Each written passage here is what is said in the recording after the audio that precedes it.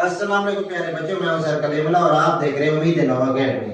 आज का जो हमारा टॉपिक है वो है बड़ी जे की आवाज। बड़ी जे की आवाज कैसी होती है, सबसे पहले कैसे आती है, दरमियान में किस तरह आती है और आखिर में इसकी आवाज कैसी होती है।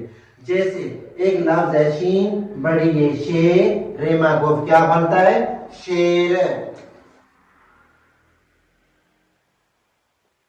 आगे एक लफ्ज आता है सीन, बड़ी ये से, बेमा को क्या बन जाता है, सेब।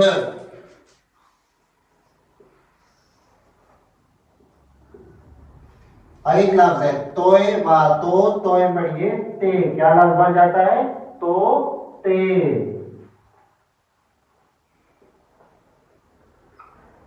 एक और लफ्ज है ते अलिफ ता, लाम बढ़िए ले। अब आप सुने ता ले।